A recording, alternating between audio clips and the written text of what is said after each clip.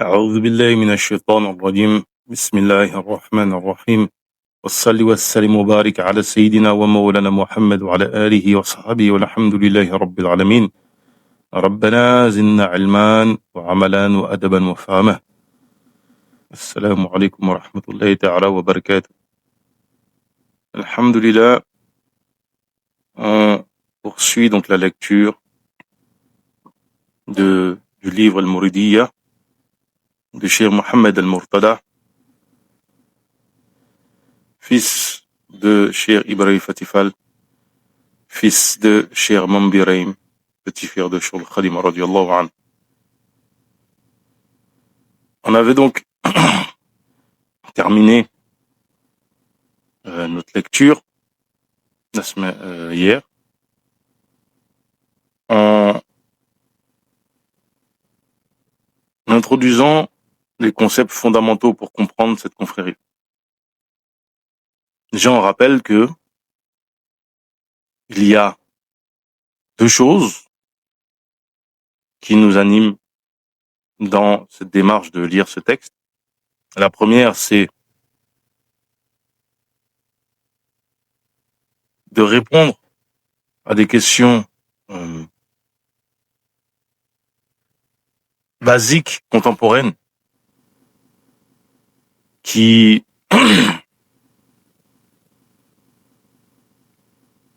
parcourent, on va dire, qui se posent en fait aux musulmans et auxquels ont tenté de répondre un certain nombre de groupes hérétiques, réformistes. Et la Mouridiyya est justement une réponse, en réalité, à ces problématiques-là. C'est pas une réforme, c'est un tajdid, une revivification. Et justement, cette réforme a pour but de reformuler, non pas d'améliorer, mais de reformuler le propos de l'islam, de le traduire dans un langage plus contemporain, et par ce biais-là, répondre aux problématiques du musulman. La deuxième, c'est de tout simplement présenter l'orthodoxie mouride et montrer en quoi cette orthodoxie est totalement alignée en phase avec l'orthodoxie sunnite. Et après avoir abordé dans un premier temps la personne du cheikh, le degré du cheikh, les bienfaits que le cheikh a connus et obtenus, on a parlé de sa relation avec les autorités politiques de l'époque, à savoir les colons, les colonisateurs français, parce que ça nous permettrait de répondre à certaines problématiques et certaines questions, notamment la question de son exil et de son cheminement spirituel qui est lié à cet exil. Et là, alhamdoulilah, on aborde maintenant la troisième partie de l'ouvrage qui traite principalement, je dis bien, de la tariqa en elle-même. Et c'est dans cette partie-là qu'on va traiter de l'orthodoxie de la tariqa, d'une part, et surtout de son alignement sur comment dirais-je, sur l'orthodoxie sunnite. On a hier parlé de la notion de mourid et de mourid sadiq, en commentant rapidement les 4 qualités du mourid sadiq qui sont évoquées par Cheikh Al-Khadim, qui sont résumées dans un tout petit poème de quelques vers, qui résume ce qui est rapporté de l'imam Sha'rani. Donc déjà, on voit que on s'aligne sur une tradition sunnite qui est dite akbarienne. C'est-à-dire et effectivement, on va pas trop développer cette question-là, mais il faut savoir que, en réalité, l'ensemble de l'œuvre de Cheikhul Khadim demande un bagage culturel, intellectuel et spirituel pour pouvoir aborder un certain nombre de ces textes. Enfin, un certain nombre, la quasi-totalité de ces textes en réalité. Parce que des notions que l'on trouve, par exemple, sur ces 4 qualités du Mourid Sadiq, Cheikh cite volontairement le Cheikh Ash'arani et son Lataïf. Pourquoi? Parce que on pourrait être trompé et croire que ça c'est Cheikh qui l'affirme, alors que non. De même que dans d'autres ouvrages, c'est beaucoup plus simple et plus, entre guillemets, plus accessible. Des notions comme la muhasaba, qui revient justement, qui est liée à la tariqa Junaïdia, l'imam Muhasibi, l'un des chouyours de l'imam al-Junaïd, et ainsi de suite. Vraiment, cet aspect-là, c'est très important parce que là, ce qu'on va explorer, voyant comment le Cheikh Mohamed Murtada a agencé cette partie de son ouvrage, on va quasiment faire du sharh. On va rester succinct quand même. On va tenter de rester succinct parce que normalement, c'est des commentaires que l'on fait beaucoup plus pour les faire avec plus de profondeur lorsqu'on étudie ces textes-là directement, parce que on va citer des textes didactiques de Cheikh classiques, mais surtout, l'idée, c'est de montrer, on va tenter, pas tout le temps, pas systématiquement, mais bien souvent, de faire le lien avec la tradition historique des différentes disciplines de l'islam et en particulier la science du tasawwuf. On avait déjà expliqué, justement, à travers, lorsqu'on a présenté la personne de Cheikh et son œuvre, notamment ses ouvrages, on avait montré en quoi ces ouvrages s'appuient sur une tradition classique, que ce soit en Aqida,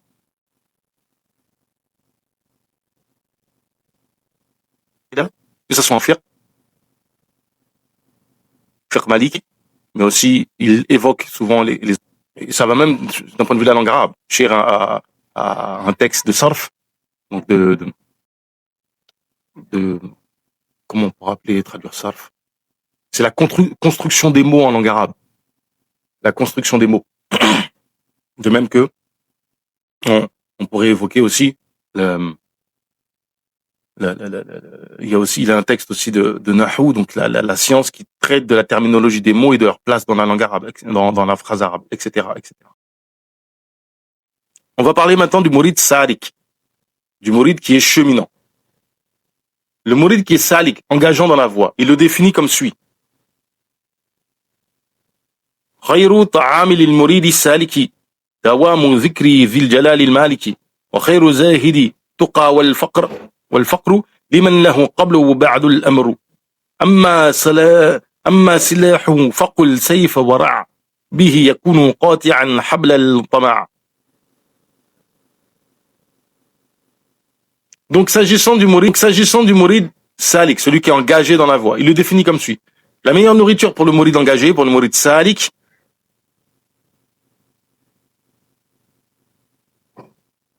c'est le zikr d'Allah.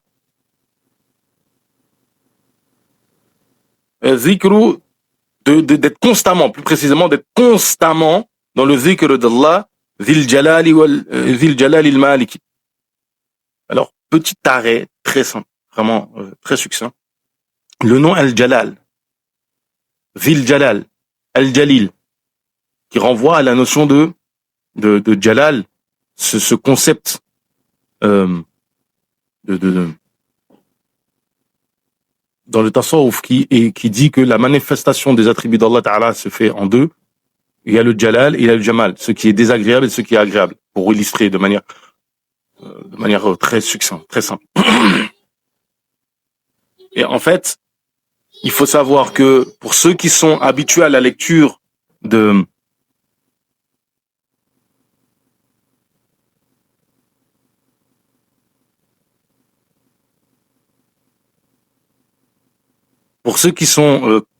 habitués de la lecture des ouvrages de Cheikh, verront que ce nom revient souvent lorsqu'il est question du cheminement spirituel du Mourid.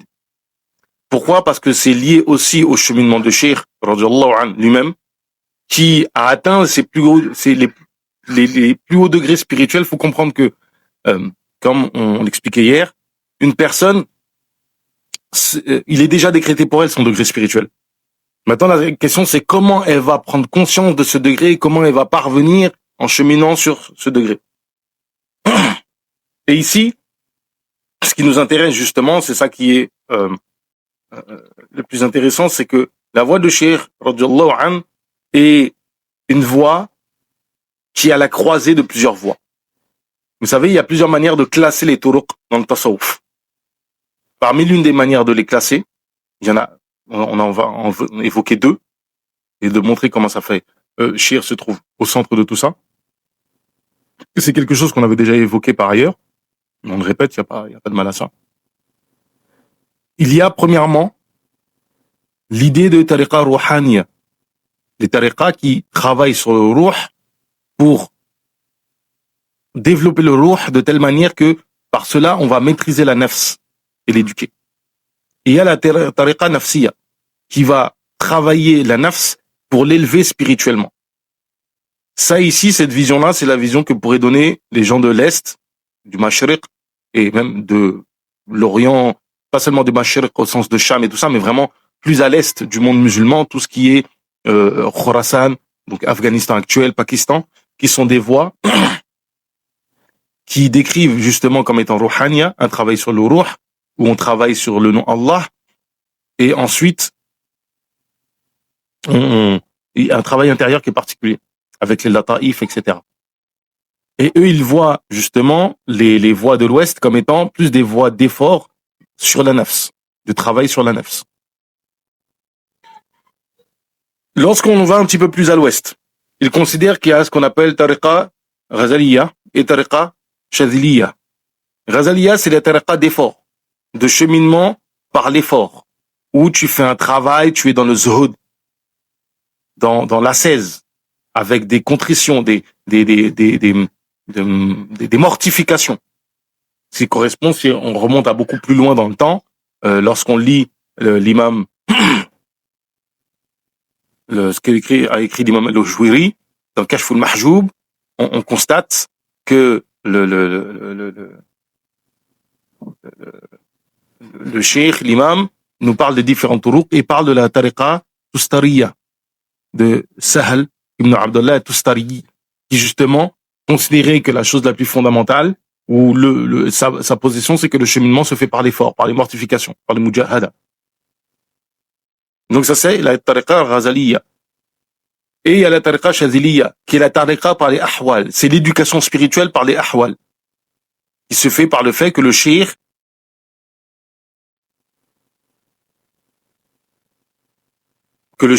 éduque spirituellement on fait cheminer spirituellement son disciple par son propre hal que lui vit.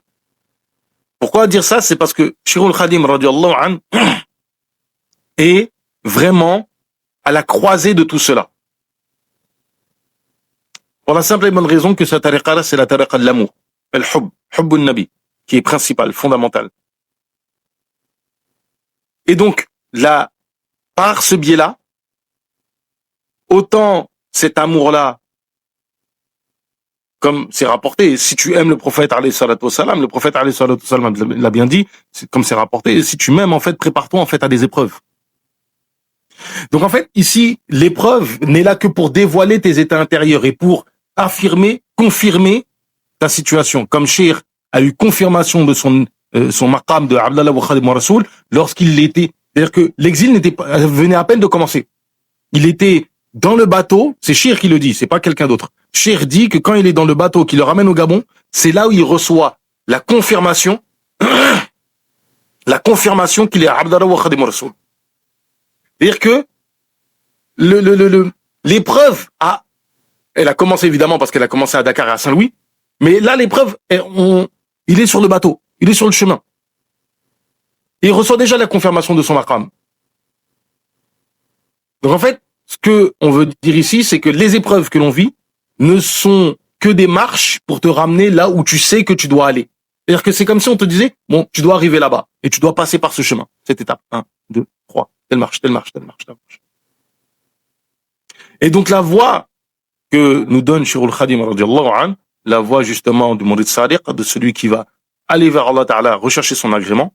C'est une voie, en ce qui nous concerne, qui est empreinte avant toute chose d'amour, et que dans cette voie d'amour, il y a la question du ruh, il y a la question du nafs, c'est-à-dire que on renforce le ruh pour maîtriser la nafs, parce que comment tu renforces le ruh? Par l'amour du prophète, alayhi salatu wassalam, et tu fais le travail sur la nafs, comme c'est rapporté sur les 4 ennemis.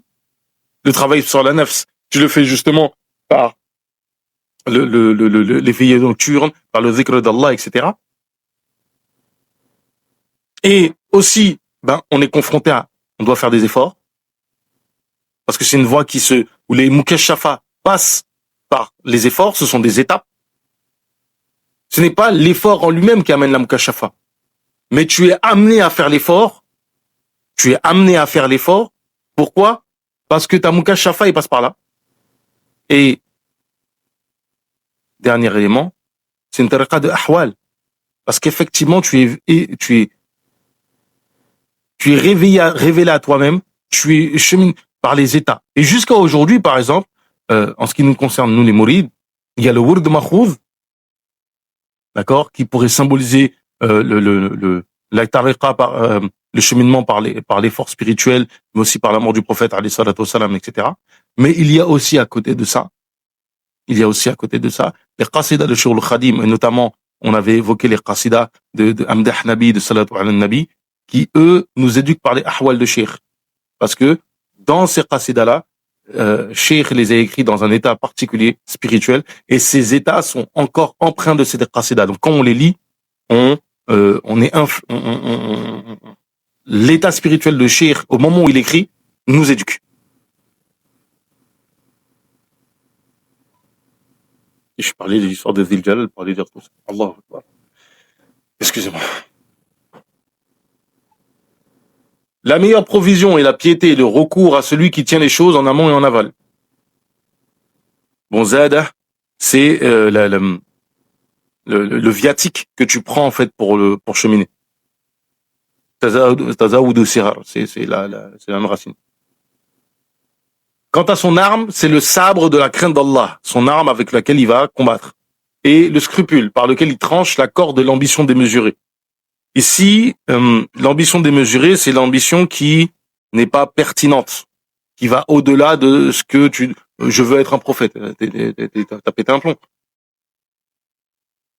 Allah ta'ala a'lam. Il y a 4 autres caractéristiques dont le pratiquant doit se parer qui sont dans le salik, dans la tariqa de l'irada, donc c'est tariqa on rappelle, tariqatul irada, c'est le terme que utilise justement le shir ici, pour désigner d'une certaine manière la tariqa mouride, parce que c'est une tariqa où le désir part de toi-même. Mais ce désir qui part de toi-même, il part du fait que Allah Ta'ala te désire. Être constamment dans le zikr d'Allah par la langue.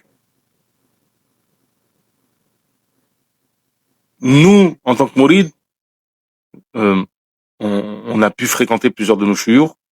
Pour ceux qui ont eu l'occasion de rencontrer certains de nos machirs, ils peuvent constater cette réalité. Moi, j'ai certains chouyours, sincèrement, c'est littéralement, quand je dis ça, c'est pas une formule, c'est littéral. Je ne les ai jamais vus faire autre chose que des zikr. Toutes les formes possibles. Lire le Coran, lire les qasidas, faire du zikr avec le chapelet, la formule, quelle que soit la formule. Ou bien, par exemple, enseigner. J'ai jamais vu faire autre chose. C'est-à-dire que même s'il est là, tu le mets à regarder la télé, tu le vois entrer avec son chapelet en train de lire, faire du zikr, ou tu le vois en train de feuilleter tel ou tel qasida. Et il y en a pas qu'un comme ça. Ils sont plusieurs. Je pourrais en citer, mais je pense pas qu'ils aimeraient que je le cite. Le zikr par le cœur, et ça c'est le plus dur, c'est que ton cœur soit présent avec Allah Ta'ala. Le zikr d'Allah, comme le définit Cheikh Mohammed al-Bashir dans Min al-Baqi al-Qadim, c'est le fait de se présenter à Allah Ta'ala. Donc en fait, le fait que tu sois conscient que tu sois avec Allah Ta'ala. Que tu adores Allah Ta'ala comme si tu le voyais, si tu ne le vois pas, sache que lui te voit. Donc en fait, cet état de conscience d'Allah Ta'ala.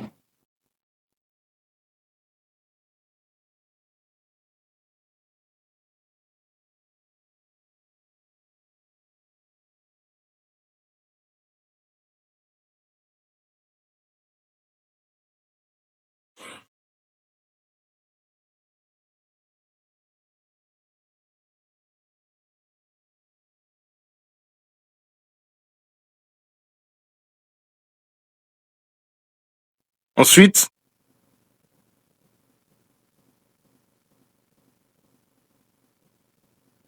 le fait hum, de rester en fait dans la taqwa, de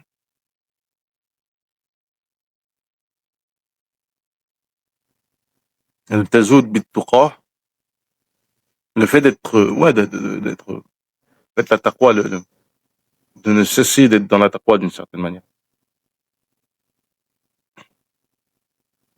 La taqwa, c'est le fait de préserver les droits d'Allah Ta'ala sur sa propre personne et sur le droit d'Allah Ta'ala sur les personnes des autres, et de préserver les droits des gens en fait. En fait, c'est lié à intérieurement et en apparence à être constamment dans le maintien de cet état intérieur qui fait que ta conscience d'Allah Ta'ala fait que tu ne veux pas tomber dans les péchés, les travers et les déviances. Que ce soit des mauvaises croyances, que ce soit des mauvaises pratiques. والإفتقار إلى الله وحده. C'est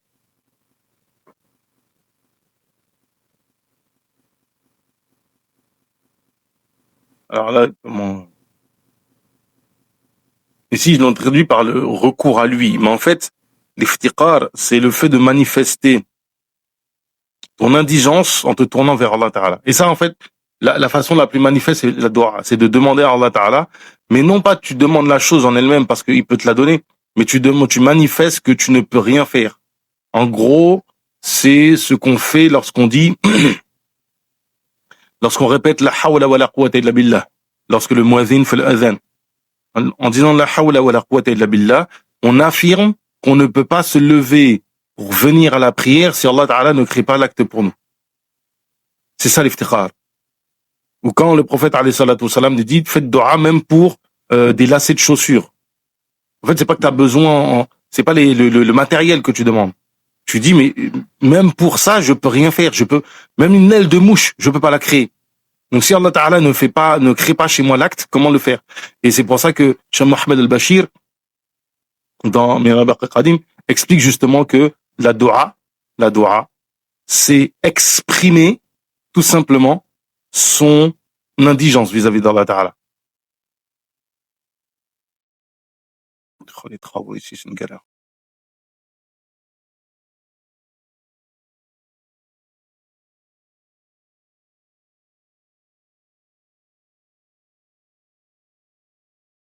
Des travaux ici rendent fou.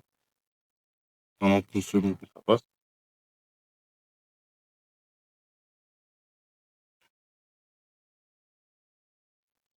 Ensuite.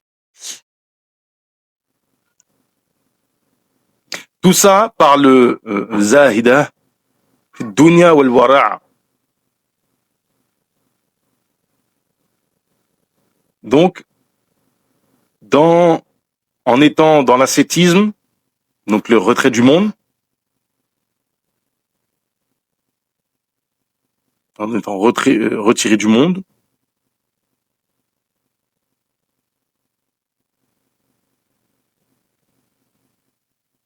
par le scrupule le plus, c'est-à-dire que même les choses qui seraient licites, tu t'en détournes justement pour ton cheminement spirituel parce que par exemple cette chose elle est licite certes mais elle réveille tes désirs de la dunya, donc tu t'en détournes. Et le fait de se détourner de tout ce qui est shubuhat, de tout ce qui est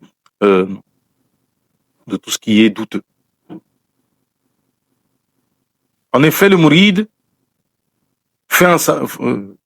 est dans un voyage spirituel en direction d'Allah. Et par conséquent, il est impératif de se prémunir de nourriture, de provisions et d'armes.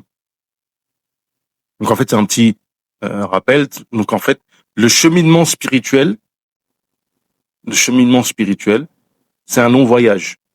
Mais donc ce voyage-là, quand tu fais un voyage, tu dois avoir des provisions, tu dois avoir de la nourriture, à boire, à manger, des vêtements.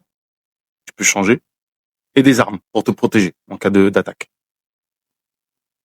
Donc ici, le cheikh le cheikh radiyallahu anhu nous dit que justement, Murid Salik, donc celui qui chemine, qui est sur la voie, il prend comme nourriture le zikr d'Allah, il prend comme provision la piété et le fait de se tourner vers Allah Ta'ala exclusivement, et comme arme, il prend la crainte d'Allah Ta'ala.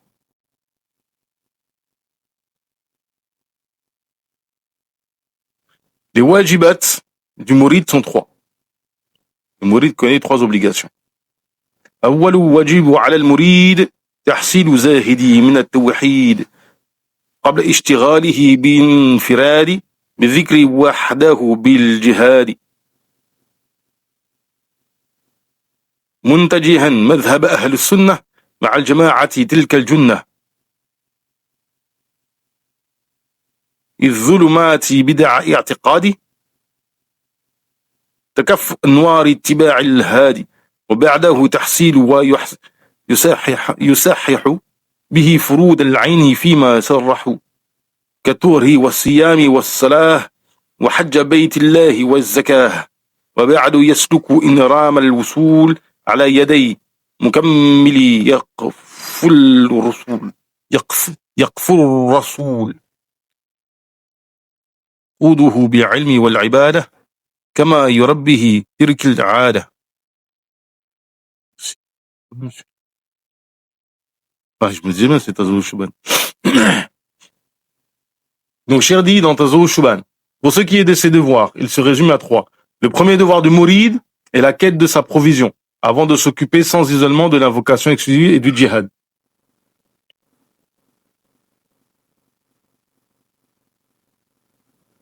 Alors, là, je sais pas pourquoi, mais dans la traduction, il y a un petit problème. Il y a carrément, en fait, il y a un oubli, qu'il obtienne tahsilu zadihi, min at-tawhid, qu'il prenne pour sa quête, pour son cheminement, comme provision le tawhid.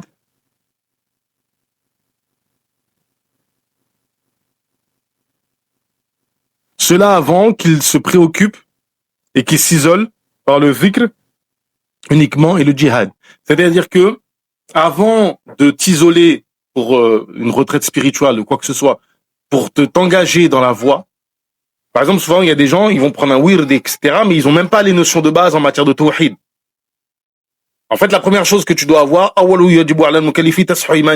première chose que tu dois clarifier, c'est ton iman, c'est ta purification. Pour commencer ta purification du cœur, il faut commencer par ton tawhid. Ensuite, il y a tes pratiques spirituelles.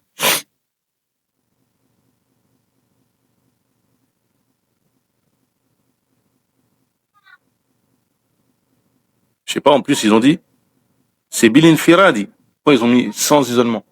Allahu a'lam. Qu'il s'accroche.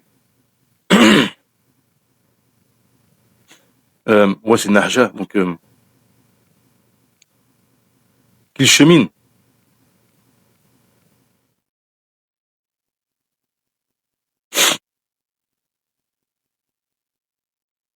Et ça, c'est intéressant parce que cette phrase-là est reprise d'ailleurs dans Magharq al-Niran.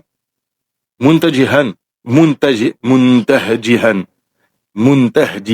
madhhabi ahli sunnah. Donc, qu'il empruntant la voie de ahli sunnah,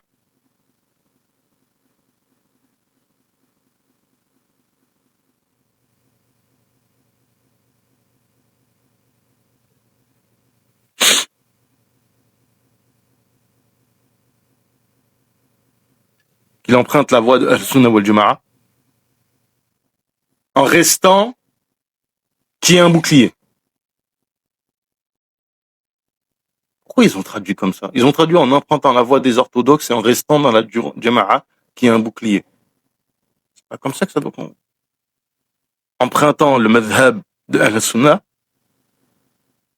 Ma'a jama'a ici, c'est parce que c'est pour la construction du verre, et qui est une protection. Qui est un bouclier. Et en fait, après, ce qu'il dit, c'est très intéressant, c'est que les ténèbres de la bid'a dans la croyance éteignent les lumières qui procurent la soumission au guide. Donc en fait, quelqu'un qui aurait des bid'ah dans la croyance, coucou à certains de nos copains, hein, en fait, takaffu anwar ittiba' al-hadi. En fait, c'est comme, ici ils ont traduit par éteindre, c'est normal parce que, en fait, takaffu, c'est l'idée de retenir, d'empêcher. Donc en fait, ça empêche les lumières de quoi? Du suivisme. Pas du suivisme, mais de ce fait de se guider sur la voie d'Allah Ta'ala. C'est-à-dire que si tu as de la bid'a dans ta croyance, ça peut avoir un impact direct, en fait, sur ton cheminement spirituel. Petit rappel, ces paroles-là, c'est Tazawwuj Shuban, c'est un texte que le Cheikh écrit très tôt, mais ces paroles-là, on les retrouve dans des textes qui sont beaucoup plus anciens. Mais c'est un rappel important pour tout mouride et pour ceux qui s'attaqueraient au mouride. La base de la base, c'est ça.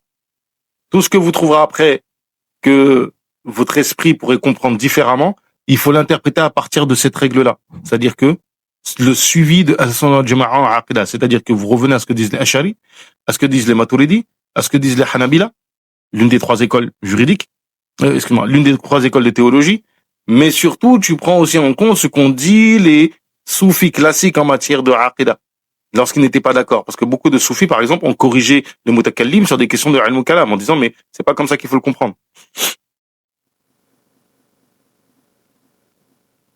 Ça, c'est après avoir, c'est pas s'acquitter des obligations individuelles, c'est pas comme ça qu'il faut le comprendre.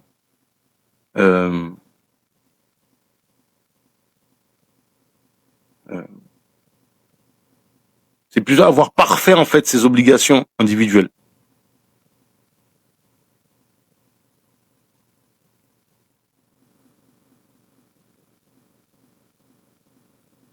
À savoir, la prière. C'est comme, en fait, il y a plus ou moins une paraphrase ici de ce qui est trouvé dans Al-Akhdari.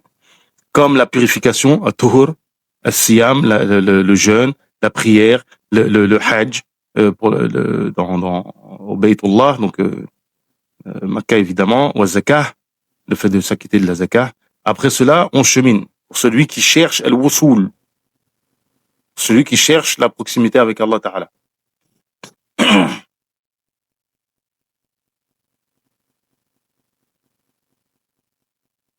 Après cela, s'il cherche à cheminer spirituellement, il va se mettre dans les mains Yadel Mukammili Yaqfur Rusul, dans les mains de quelqu'un qui est Kamil, qui est un éducateur qui est parfait, qui imite le prophète alayhi salatu wassalam.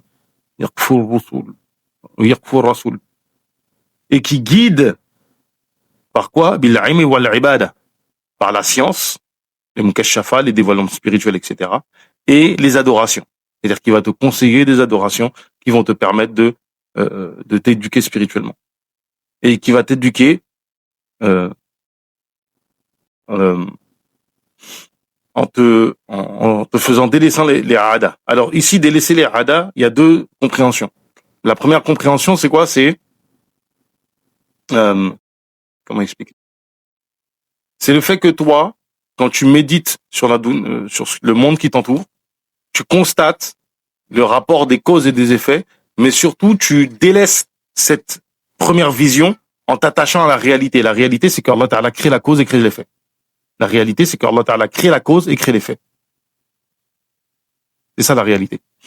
Et donc en fait, tu délaisses ce que tu constates comme habitude empirique pour la réalité qui est de constater qu'Allah Ta'ala. Et en fait, tu fais la contemplation de cette réalité spirituelle. Ça, c'est ce qu'on apprend à Aqida. C'est pour ça que la première chose que tu dois apprendre, c'est ilm tawhid. Parce que si tu n'as pas wahdaniya fi af'al, tu n'as pas en toi clairement wahdaniya, tu peux pas méditer ça correctement. Parce qu'en fait, dans ta tête, tu vas dire non, mais ça s'oppose parce que rationnellement, etc.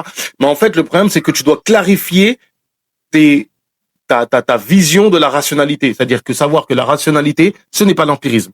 Et ça, c'est ce qu'on apprend à Aqida. Tu apprends, il y a les statuts empiriques, ce qui est constaté par le rapport, la répétition des causes et des effets. Donc, on sait que lorsque telle cause rencontre tel effet, on a telle troisième chose qui arrive. Mais ça, c'est une affirmation empirique. En aucun cas, tu peux dire la cause a tel effet. Non. Si je rencontre telle cause, je rencontre telle cause rencontre telle chose, donc ça fait une cause qui donne un effet.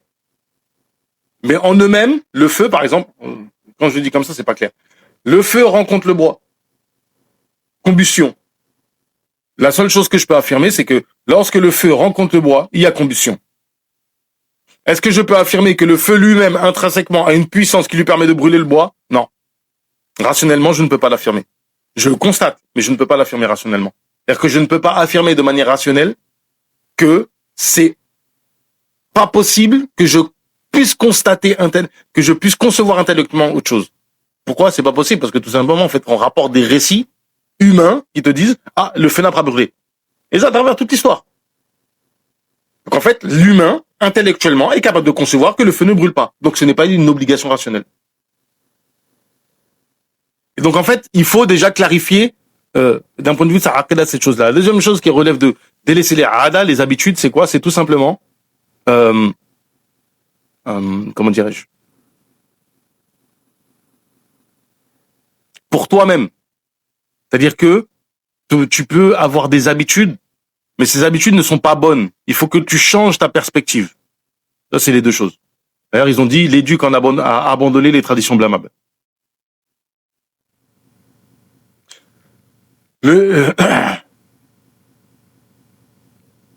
Ainsi,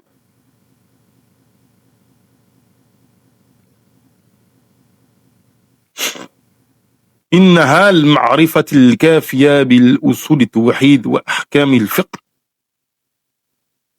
Donc la Mouridia donc se définit alors avant tout comme une bonne connaissance du tawhid, des préceptes de la théologie et des règles de fiqh.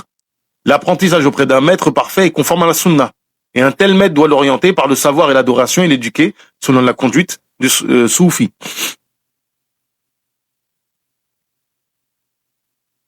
Ala suluki tasawwufi. C'est un long chemin pour le mouride pratiquant que le mouride pratiquant. Donc comment il a dit ça là? Une tariqa tawila mouride salik, donc le mouride cheminant. C'est un long chemin que le mouride cheminant emprunte en se conformant à la tradition de Ahlus Sunnah wal Jama'a.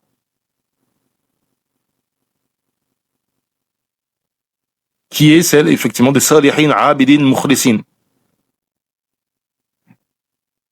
Alhamdulillah Rabbil Alamin. Je suis en train de constater que chaque petit chapitre, enfin, chaque petit parti qui va présenter, ça demandera en fait des explications quand même assez, je dirais pas profondes, mais parce qu'il va citer beaucoup de textes de cheikh et des textes que certains on a eu l'occasion de commenter, ou même si on n'a pas commenté ces textes-là, on a commenté des textes équivalents. Donc je pense que toute cette partie-là va consister évidemment à bon, il n'y a pas de souci, hein, à clarifier cela, donc ça va pas, on va peut-être s'éterniser un petit peu dessus, mais Inch'Allah ta'ala ça ira. On a déjà dépassé plus de la moitié de l'ouvrage. Alhamdulillah Rabbil Alamin. ربنا زدنا علما وعملا وادبا وفهما وهب لنا يكرم في التلاوه خيرا كثيرا منك والحلاوه وصلي وسلم وبارك على سيدنا ومولانا محمد وعلى اله وصحبه الحمد لله رب العالمين.